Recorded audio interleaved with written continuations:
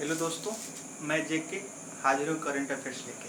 ठीक है, तो आज हम लोग बात करेंगे 8 तारीख के करंट अफेयर्स की, जिसमें 11 न्यूज को हम लोग डिस्कस करेंगे। और आज थोड़े से नए टेक्निक से हम लोग इसको डिस्कस करेंगे। तो डिस्कस करने से पहले मैं आप लोग को याद दिला दूँ कि जो नए देख रहे हैं मेरे भाई बंधु, वो सब्सक्राइब कर दें और बेल आइकन दबाना ना भूलेंगे, क्योंकि बेल आइकन दबा दीजिएगा, उससे हमेशा नोटिफिकेशन आपको मिलते रहेगा। ठीक है, और हाँ, इसके बाद आज जो पुराने देख रहे हैं वो अपने दोस्तों में शेयर करें। कम से कम जितने भी मेरे पास विद्यार्थी हैं अभी जुड़े हुए, और पाँच को भी शेयर करते हैं तो मेरे लिए वो बहुत होगा। ठीक है, 5 को भी अगर आप शेयर करते हैं तो मेरे लिए बहुत होगा। फेसबुक पे, टेलीग्राम पे, व्हाट्सएप पे, इंस्टाग्राम पे, जहाँ भी आप जुड़े हैं लिंक को कॉपी कीजिए और शेयर कर दीजिए। ठीक है, क्योंकि आप ही के सहयोग से बहुत कुछ हो सकता है। ठीक है, चलिए, आप लोग का साथ है तो बहुत कुछ है। चलिए, अब बात हम लोग करेंगे। आज 11 न्यूज़ हमने लिख रखा है और आज थोड़ा सा और इसको डिटेल में भी जाएंगे। ठीक है, रोज की तरह नॉर्मल हल्का फुल्का देख के नहीं चलेंगे। जैसे कि कल के शाम वाला वीडियो आप लोग देखे होइएगा, 10 मिनट में 100 जीके, एक टॉपिक एक लाइन से कितने सारे जीके बन सकते हैं। तो उस तरह से भी हम लोग कुछ बनाने की कोशिश करते हैं। चलिए, अब बात करते हैं। फर्स्ट न्यूज़ हमने लिख रखा है कि मेघ संदेश ऐप जो है किसके द्वारा शुरू किया गया है? तो कर्नाटक सरकार द्वारा शुरू किया गया। अब मेघ संदेश ऐप कर्नाटक सरकार द्वारा शुरू किया गया, तो यहाँ से बात आएगी सीएम की, गवर्नर की। ठीक है, कर्नाटक की राजधानी है बेंगलुरु। ठीक है, और बेंगलुरु में है आपको केम्पेगौड़ा हवाई अड्डा। ठीक है, और यहाँ पे बेंगलुरु में आपको एक स्टेडियम भी है जो पूर्णतः सोलर प्लेट से संचालित होता है। ठीक है, पूर्णतः सौर ऊर्जा से संचालित होता है। ठीक है, अब आप लोग बताइएगा कि कौन सा स्टेडियम है बेंगलुरु में, कौन सा स्टेडियम है? फर्स्ट ही क्वेश्चन मैं आप लोग के हवाले कर दिया। चलिए, नेक्स्ट हम लोग बात करते हैं। सीएम कौन है? येदियुरप्पा जी हैं। गवर्नर कौन है? बाजूभाई रूडीवाला या बाजूभाई वाला। चलिए, इसके बाद बात करते हैं हम लोग। हाँ, कर्नाटक के में एक और चीज़ है कि हमारे वित्त मंत्री जी का संसदीय क्षेत्र है। चलिए, अब बात करते हैं कोविड-19 से प्रभावित देशों में। जितने भी दुनिया के देश प्रभावित हैं उसमें 5वें नंबर पे अपना भारत पहुंच गया है। 5वें नंबर पे अपना भारत पहुंच गया है कोरोना से प्रभाव में। तो बात करते हैं, नंबर 1 पे है यूएसए, दूसरे पे ब्राजील, तीसरे पे रसिया, चौथे पे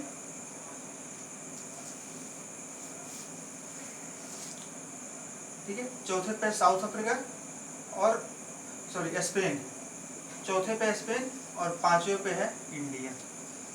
हम लोग 5 नंबर पे है, तो याद रखिएगा INDIA, यानी कि इंडिया में 5 अक्षर है, तो हम लोग अभी कोरोना से प्रभाव में 5वें नंबर पे है। ठीक है, अब ये मत कहिएगा कि आगे कल होकर 4 नंबर पे आ जाए, 2 नंबर पे आ जाए, तो इंडिया में 2 अक्षर या 4 अक्षर नहीं जाएंगे। ठीक है, अगर 3 में आ जाएगा तो भारत।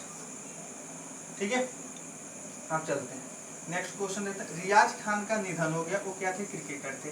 एक पाकिस्तानी क्रिकेटर थे जो कोविड-19 से मरे हैं, कोविड-19 से मरे हुए हैं। ठीक है, तो यहाँ से क्वेश्चन बनेगा, हाल ही में रियाज खान का निधन हो गया, उनका संबंध किस खेल से है? क्रिकेट से है।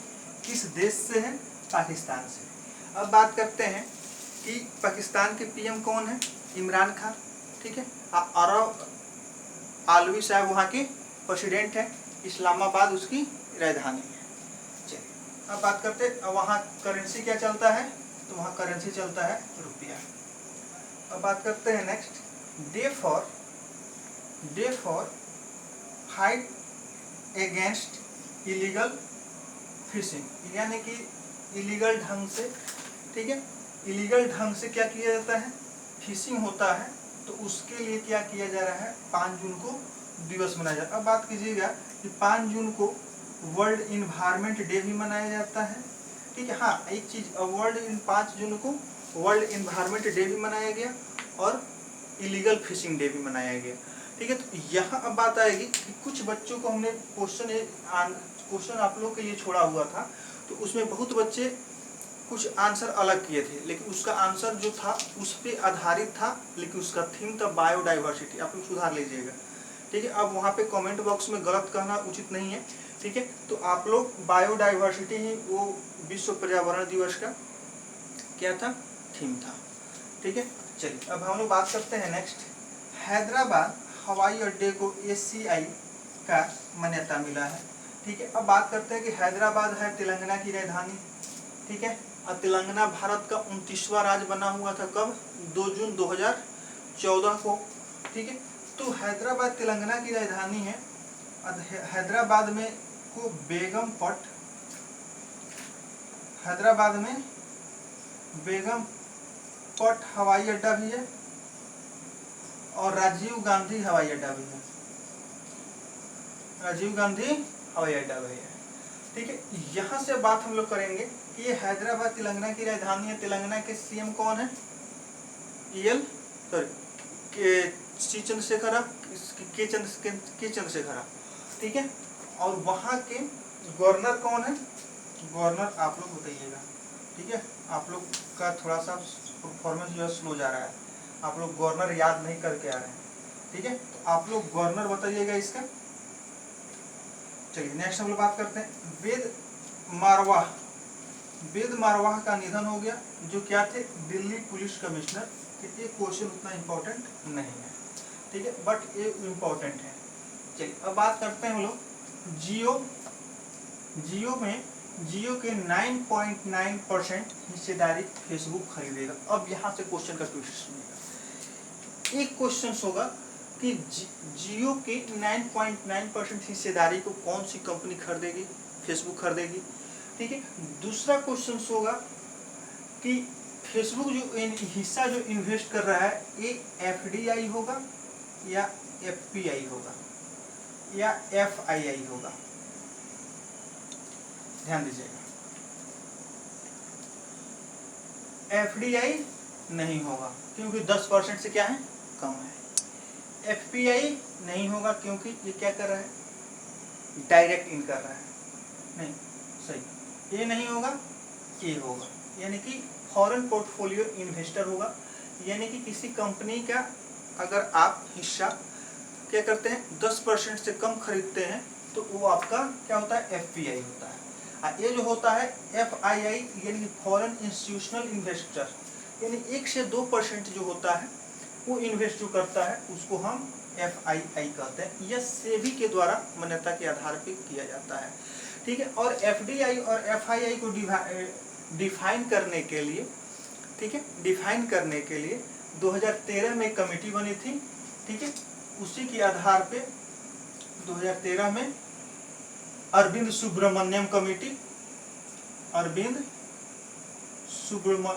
कमेटी, जिसके आधार पर मैं यहाँ नहीं लिख रहा हूँ, जिसके आधार पे FDI, FPI और FII को डिफाइन किया गया। तो यहाँ से भी ये क्वेश्चन बन सकता है कि किस कमेटी के सिफारिश पे या किस कमेटी के आधार पे FDI और FPI का अंतर आप लोग प्राप्त कर सकते हैं। तो याद रखिएगा, अरविंद सुब्रमण्यम कमेटी, नहीं अरविंद मायाराम, याद रखिएगा कौन नाम, तो अरविंद मायाराम, ठीक है। चलिए अब बात करते हैं, चलते हैं यूपी में। कह रहा है कि यूपी सरकार ने निवेश मित्र ऐप लॉन्च किया है। क्या किया है, यूपी सरकार ने निवेश मित्र ऐप लॉन्च किया है, यानी कि जो भी इंटरेस्टेड इन्वेस्टर हैं वो इस ऐप के माध्यम से भी इन्वेस्ट कर सकते हैं, यानी कि छोटी मोटी रकम 2, 4, 5, 10 लाख, 20 लाख, 50 लाख इस तरह से, अगर ऊपर का होगा तो राज्य सरकार से अनुमति लेनी होगी, या इसके माध्यम से अगर ज़्यादा का भी है तभी आप इसके माध्यम से एप्लीकेशन अपना दे सकते हैं, जिससे कि इस पे सरकार विचार करेगी। तो बात करेंगे कि निवेश मित्र ऐप की सरकार द्वारा शुरू किया गया है, तो यूपी सरकार द्वारा शुरू किया गया। यूपी की राजधानी लखनऊ, योगी जी हुए CM योगी आदित्यनाथ, और वहाँ की कौन है, आनंदीबेन पटेल वहाँ की गवर्नर हुई, ठीक है। दुधवा नेशनल पार्क है, नरोरा थर्मल पावर प्लांट है, और यूपी के ही गोरखपुर में क्या है, भारत का सबसे बड़ा रेलवे प्लेटफॉर्म है। चलिए अब हम लोग बात करते हैं नेक्स्ट, सेबी ने कमोडिटी डेरिवेटिव्स सलाहकार समिति गठित किया है। ये क्वेश्चन इंपॉर्टेंट बनेगा बैंक के लिए, ठीक है। सेबी ने कमोडिटी डेरिवेटिव सलाहकार समिति का गठन किया है। अब यहाँ से क्वेश्चन बनेगा कि सेबी का फुल फॉर्म क्या होता है? Securities and exchange board of India. SEBI की स्थापना कब हुई थी? तो 1988 में। मान्यता कब मिला? 1992 में। अध्यक्ष कौन है? अजय त्यागी। अजय त्यागी रिटायर होने वाले हैं, ठीक है, ध्यान रखिएगा, ये बदलने वाले हैं। तो यहाँ बात आ गई क्या कि सेबी की स्थापना 1988 में, 92 में अनुमति मिली। अजय त्यागी इसके चेयरमैन है, हेडक्वार्टर मुंबई में है। चलिए अब बात करते हैं, तो इसने किसके लिए भाई? तो कमोडिटी डेरिवेटिव सलाहकार समिति का गठन किया है। सिंपल वे में अगर कोई बच्चा करंट खाली केवल करंट पढ़ेगा तो याद क्या रटेगा कैसे? सेबी ने कमोडिटी डेरिवेटिव सलाहकार समिति का गठन किया। सेबी ने कमोडिटी डेरिवेटिव सलाहकार समिति का गठन किया है। लेकिन जो बच्चा इसी को तोड़ तोड़ के पढ़ेगा तो वो बैंकिंग हो, स्टैटिक्स हो या करंट हो या उसके रिलेटेड हिस्ट्री ज्योग्राफी हो, ठीक है, सब कुछ उसका कंप्लीट होगा एक साथ। थोड़ा सा पढ़ने में टाइम लगेगा लेकिन एक साथ उसका सब कुछ कंप्लीट हो जाएगा। नेक्स्ट बात करते हैं किरण मजूमदार को, ठीक है, entrepreneur of the year, world entrepreneur of the year EY लिखे हुए हैं यहाँ पे शॉर्ट में, पुरस्कार से नवाजा गया। यानी किरण मजूमदार जी को यह इंटरप्रेन्योर ऑफ द ईयर पुरस्कार से नवाजा गया, यानी कि इनको पुरस्कार दिया गया है। अब यहाँ क्वेश्चन बनेगा कि किरण मजूमदार जी का संबंध किस कंपनी से है, कौन आदमी है? तो ये बायोकॉन के चेयरमैन है, बायोकॉन की चेयरमैन है, ठीक है। एक क्वेश्चन ये इंपॉर्टेंट बनेगा ही बनेगा। आप SSC रेलवे जो भी एग्जाम दीजिए कि world entrepreneur of the year 2020 किसको दिया गया है? तो किरण मजूमदार जी को दिया जाएगा। नेक्स्ट बात करेंगे हम लोग फाइनेंशियल ईयर 2021 में भारतीय अर्थव्यवस्था में 1.5% का संकुचन होगा, यानी कि कमी देखा जाएगा। तो सीधी सी बात है, सबको दिख रहा है भाई, कोविड-19 के चलते जितनी भी कंपनी वगैरह थी, जो भी कार्य वगैरह काम चल रहे थे, सभी क्या है? पोस्टपोन्ड है, स्थगित है, जिसके वजह से क्या होगा? अर्थव्यवस्था पे तो असर पड़ेगा ही पड़ेगा। लगभग 3-4 महीने से सब कुछ बंद है। तो इसके लिए ये भी याद रखिएगा कि भारतीय अर्थव्यवस्था में कितना का संकुचन होगा? तो 1.5% का संकुचन होगा। तो मैं आशा करता हूँ कि आप लोग को वीडियो अच्छा लगा होगा, ठीक है। तो वीडियो कैसा लगा कमेंट करें और अपने दोस्तों में शेयर और सब्सक्राइब जरूर करें, ठीक है। जो कर ले हैं वो नहीं करेंगे, नहीं तो सब्सक्राइब हो जाएगा, और जो नहीं किए हैं वो जरूर सब्सक्राइब करेंगे और अपने दोस्तों में शेयर जरूर करेंगे। इसी के साथ मैं आप लोग को विदा लूँगा। जय हिंद, जय भारत।